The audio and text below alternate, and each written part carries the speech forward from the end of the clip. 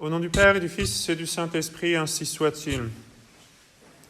Saint Thomas d'Aquin nous dit, en parlant de l'enfant Jésus, « Triple est sa naissance, éternelle au sein du Père, dans le temps du sein de sa mère, et spirituelle en nos cœurs. » Et les 3 messes de Noël manifestent cette triple naissance, cette triple génération. « Es-tu baptisé ?» nous demande saint Augustin. « Alors le Christ est né dans ton cœur. » Si tu es baptisé, le Christ est né dans ton cœur.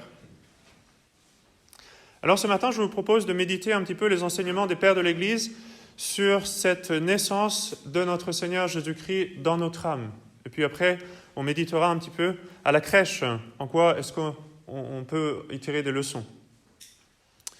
Saint Grégoire de Nice nous explique « Le petit enfant né en nous, c'est Jésus, qui en ceux qui le reçoivent croient de différentes manières, en âge, en sagesse et en grâce, car il n'est le même en aucun.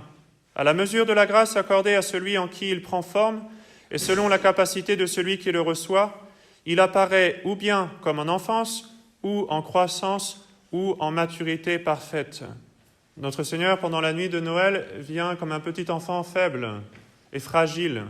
Il en est ainsi de la vie spirituelle à ses débuts. Mais il faut que cette vie spirituelle devienne un homme fort, pour ainsi dire, notre Seigneur Jésus-Christ, pour pouvoir ensuite aller au calvaire et accomplir la mission que le bon Dieu lui a assignée. C'est la même chose dans notre vie spirituelle. Saint Grégoire de Nice dit encore « Par Dieu seul se réalise cette naissance, et elle s'accomplit lorsque, comme une mère, quelqu'un conçoit dans le fond vivant de son cœur l'immortalité de l'Esprit, l'Esprit Saint. Il enfante par suite sagesse et justice, sainteté et pureté intérieure. Et ainsi, chacun peut devenir mère de celui qui, par essence, est tout cela, ainsi que le Seigneur lui-même l'a dit, « Quiconque fait la volonté de mon Père des cieux, celui-là m'est une mère. » Et en ceci, Notre-Dame nous est un exemple. Elle est devenue mère en disant « Voici la servante du Seigneur, qu'il me soit fait selon votre parole. » Eh bien, c'est ainsi aussi que nous devenons mères, de façon mystique, du petit enfant Jésus dans notre cœur, en accomplissant la volonté de Dieu.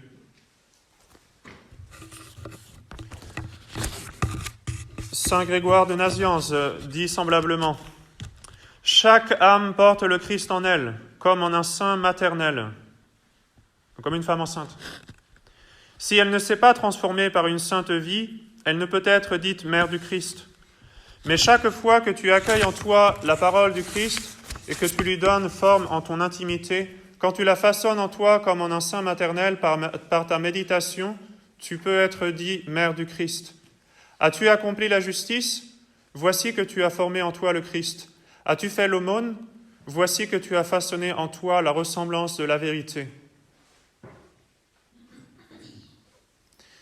Les pères insistent assez régulièrement sur ce parallèle entre la très sainte Vierge Marie, mère de l'enfant Jésus, et nous qui devons donner naissance à l'enfant Jésus dans notre âme. Saint Ambroise utilise la même comparaison. Voici ce qu'il dit.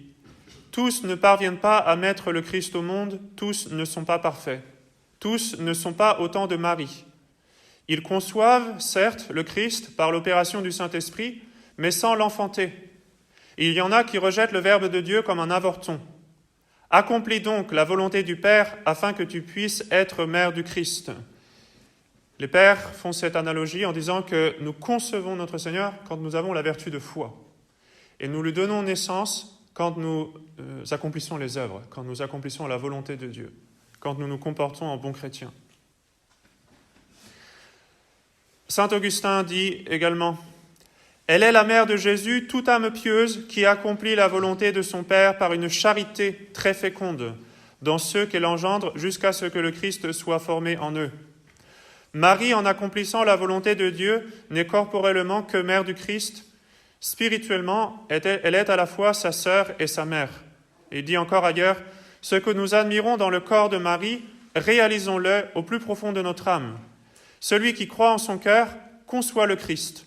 Celui qui le confesse de bouche engendre le Christ. » Donc les pères font aussi cette analogie de la profession de foi comme de donner naissance à notre Seigneur, et en particulier, non seulement d'avoir la foi en nous, ce qui est comme porter notre Seigneur dans notre cœur, mais de le donner aux autres, de le présenter aux autres, et d'enfanter, pour ainsi dire, l'enfant Jésus dans les âmes des autres, par de bonnes paroles.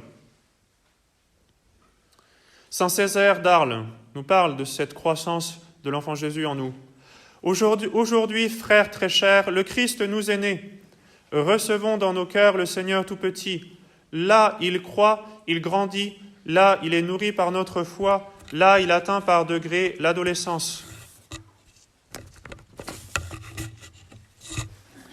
Saint Grégoire le Grand dit semblablement, « Il nous faut savoir que l'on est frère et sœur du Christ en croyant, et qu'on devient sa mère en prêchant. Il procrée d'une certaine manière le Seigneur, celui qui l'introduit dans le cœur de l'auditeur. Et il devient sa mère si l'amour de Dieu est engendré par sa voix dans l'esprit du prochain. » Il y a une notion d'apostolat qui nous permet également d'être mère de l'enfant Jésus dans les âmes des autres. Saint Bernard nous encourage à devenir nous-mêmes Bethléem pour recevoir l'enfant Jésus.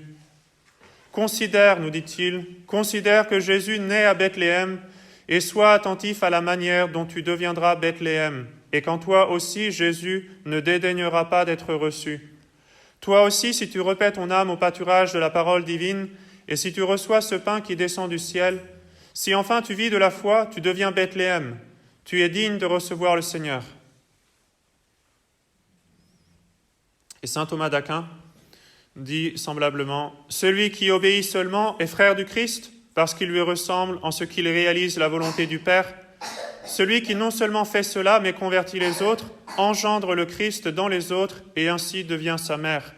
Ce que dit l'apôtre dans l'Épître aux Galates, « Mes petits enfants, pour qui j'endure à nouveau les douleurs de l'enfantement, jusqu'à ce que le Christ soit formé en vous. » Nous avons médité cette nuit sur les circonstances de la naissance de notre Seigneur.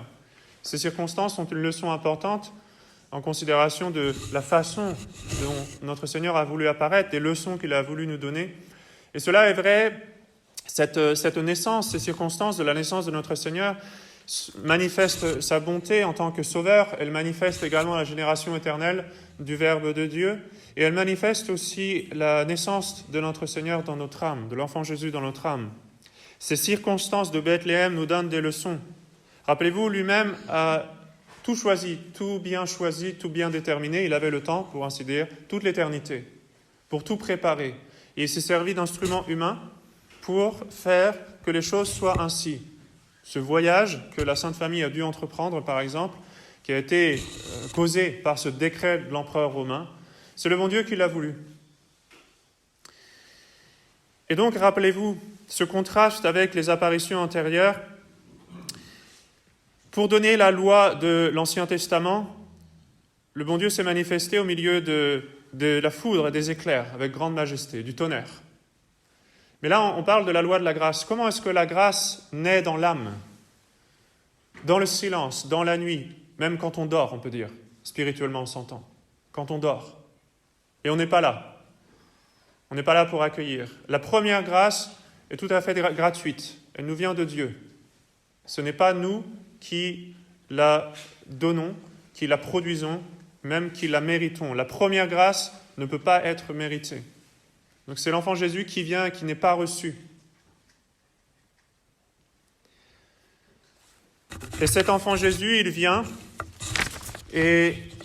comme un enfant aimable, sous cette forme attrayante. Pas de feu, pas de tonnerre, donc pas de violence. La grâce de Dieu agit de l'intérieur. Quand on donne des ordres de l'extérieur, alors parfois ça peut nous piquer un petit peu, on n'a pas envie d'obéir. Mais s'occuper d'un enfant, même les plus méchants, même les cœurs les plus endurcis sont capables de changer complètement d'attitude parce qu'un enfant est présent. Alors ils vont le prendre par la main, ils vont le guider, ils vont l'aider. Tandis que si ça avait été un homme adulte, alors il l'aurait méprisé, peut-être l'aurait-il agressé. Pensez aux brigands de grand chemin, qui n'hésitent pas à tuer, à piller. Beaucoup d'entre eux, s'ils voient un petit enfant, changent complètement d'attitude. Ce petit enfant, sans rien leur dire, va les mener à bien agir. C'est ainsi que le bon Dieu nous transforme de l'intérieur par sa grâce. Le mystère de la grâce, un mystère de la coopération humaine avec la grâce de Dieu. Toute bonne action vient de Dieu, cela est de foi.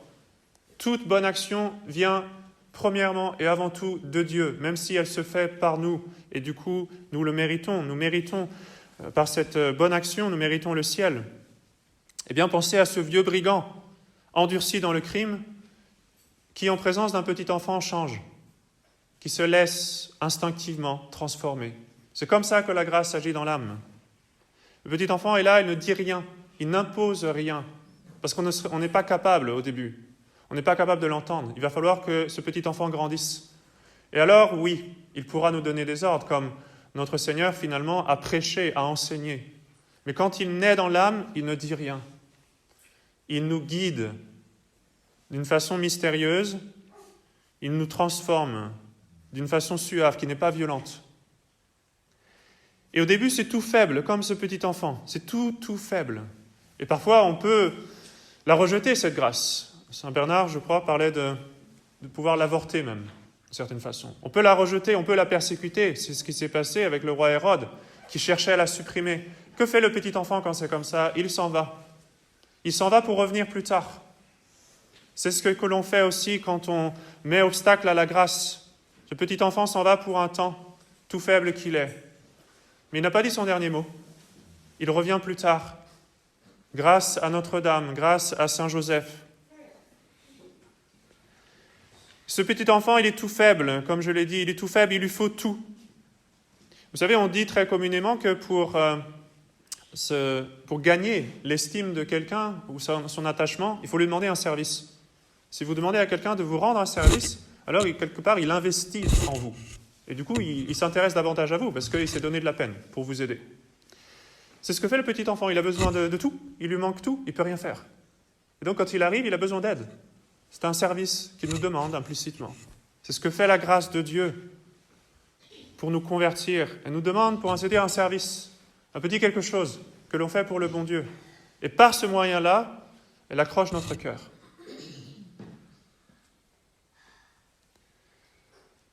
Cette grâce de Dieu, au début, dans l'âme d'un pécheur qui commence à se convertir, elle est toute faible comme le petit enfant de Bethléem. Et pourtant, en même temps, elle est toute puissante.